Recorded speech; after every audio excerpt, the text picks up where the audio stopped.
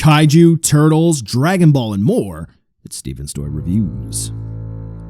Hey there, collectors, it is Steven here, and welcome to another Vinyl Kaiju review, where today we're going to be taking a look at some Marmit Monster Heaven figures. These are going to be Vinyl Wars reissues, though quite frankly, aren't all of the new Monster Heaven and M1 stuff and all that Vinyl Wars stuff now. Vinyl, I'm saying, not final. Anyway, today we're going to be taking a look at what is effectively a North America, US only reissue of the Monster Heaven Shin Godzilla figures. We're going to be taking a look at the normal fourth form version, and we are also going to be taking a look at what is translated, mind you, translated into the Hot Battle Radiation version. We're just going to call this one Awakening moving forward. Okay, so they're both referred to as Clear Red and Clear Purple for their US release. Now, with this being said, we'll get into why this was a bit of a headache getting hands on these in the review, but they're pretty cheap. $68 a pop before DHL mandatory shipping to the United States. Ooh, yeah, collectors should have their eyes on these, right? Well, let's take a look to see whether or not Shinny Boy here is worth adding into your collection. Don't worry about your volume. Unfortunately, didn't have a chance to do one of those this video.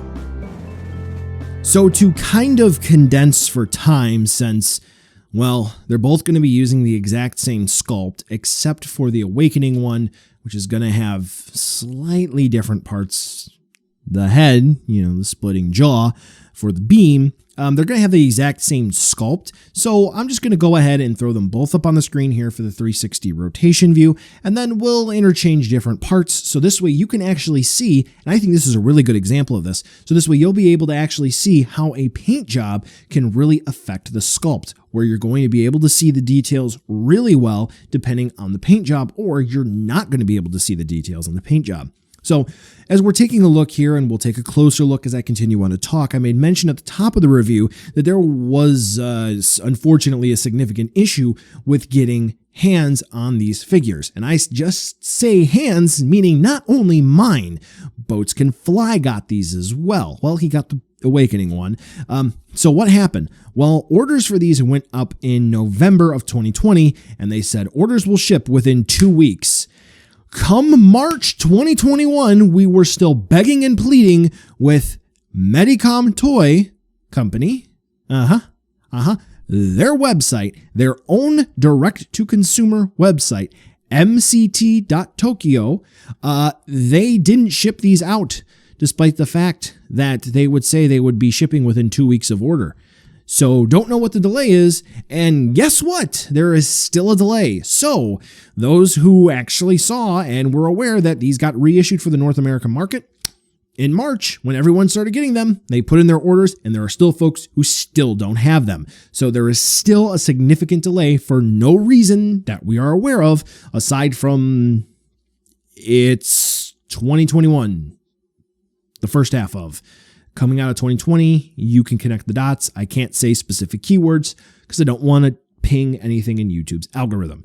If you know, you know. If you don't, you've been under a rock for the last year. Anyway, all that set aside, talking about the sculpt and the paint job, here the sculpt is actually very nice. I think all of the details are captured very well in the normal paint scheme version of this Shin Godzilla, whereas the Awakening one, it does really seem as if some of the darker paint applications on the figure unfortunately tend to hide some of those details, which is a bit unfortunate.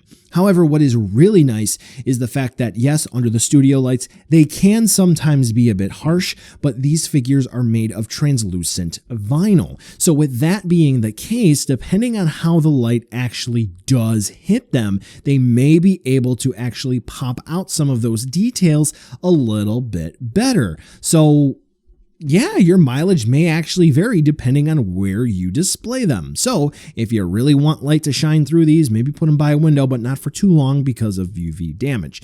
But generally speaking, if you like your sculpt better than a better eye-catching paint job, the normal version is going to be the one for you. If you like nice eye-catching paint schemes, then the Awakening version is going to be really cool. The way they use the purple is very nice. Now that we've talked about that, I really have to address the elephant in the room. We'll go ahead and we'll talk about the articulation. So obviously, this is not an action figure. The articulation points are actually just a byproduct of how you assemble the figure, and I kind of go over all the points here. Now, I have had even Vinyl Wars reissues of figures through Medicom. Monster Heaven figures, I've had Giga Brain, I've had M1 Go, I've had a lot of stylized vinyl figures over the years. I've sold a lot of them, so I don't have them here with me at this time just because I've lost interest in them, and I really wanted to get these to show you. I'm going to show you here on the screen because I've already recorded this and I'm overdubbing it, so that's part of the editing process, which is really fun, that I'm squishing Movie Monster Series Kong 21 and Godzilla Ultima from Singular Point. And you'll also notice when I'm squishing Godzilla Ultima that you can see that there is a stress mark coming in the nail bed of my thumb. And then when we switch over to when I'm stressing on the Shin Marmit, that really doesn't show up whatsoever. What is the point of this? My overall argument here is the vinyl is so soft. It feels so cheap.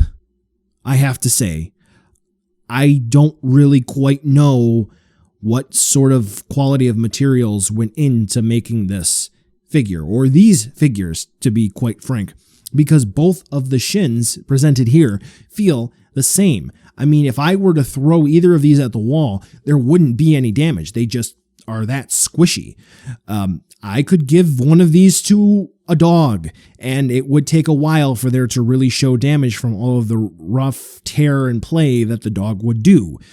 And these don't really feel like the other stylized vinyl figures I've had, specifically Marmits. I'm even thinking about the Godzilla 2001, technically 1999, which was very rigid and it felt sturdy. This one just feels super squishy. I don't know if it's just a sign of the times or a bad batch. Whatever the case may be, something to keep an eye on. Now we'll go ahead and move on over to a size comparison so you can see how big these puppies are. And yes, they are big. They are big indeed. So if you were looking to just sneak these onto your shelf, you may need to think again. These guys ain't doing no sorts of sneaking. So buy now, skip, or wait for a deal. So as I kind of showed you so far, these are basically going to be, well, it depends on your flavor. The translucent vinyl is fantastic. I really think that it catches light very well, depending on where you have them displayed. So again, under the studio lights, yeah, they look good. If you want to try some dynamic lighting trick, like I showed you here, it looks pretty cool as well. And generally, I think these are fun representations of Shin Godzilla. For the price point for the North American market, very easy if you're into these sorts of figures to say yes, pick them up. However, with the extremely long delay period from order to actually fulfillment and the quality of actually squeezing them around in hand, well, I don't know if I can successfully say that yes, these were absolutely worth the money. Your mileage may vary. I didn't make mention of the header card because I actually don't know where I put them, but simple Vinyl Wars on the back, it just indicates Marmit, Monster Heaven, and then Godzilla 4th form, so on and so forth. Worth the purchase? I would say only if you missed out on the original releases and you have to have them. Do take note, there is the original, Awakening, Frozen, and then they did the big one. Link will be in the description. Well, collectors, that brings us to the end of the video today, and I just wanted to take a second to thank you so much for watching. Now, you've heard a lot from me. I'd like to hear a little bit from you. Drop in the comments down below whether or not you liked it, you hated it, or maybe you were somewhere in between. I also want to take an extra second here for a nice, humongous thank you to all the patrons for SDR over the last month who have really helped the channel grow into what it can be today. So to all of you, 2 big thumbs up. Thank you very much. And now the end card should be popping up, which will give you a few clickable links, like maybe to subscribe or head on over to my Patreon, or some short URLs like to my social media or to my Teespring store. There's also a video I hand selected for you, so if you want to watch another STR video, I hand selected some good content for you to watch, so definitely check out that video. Thank you again so much for watching, and I'll catch ya in the next video.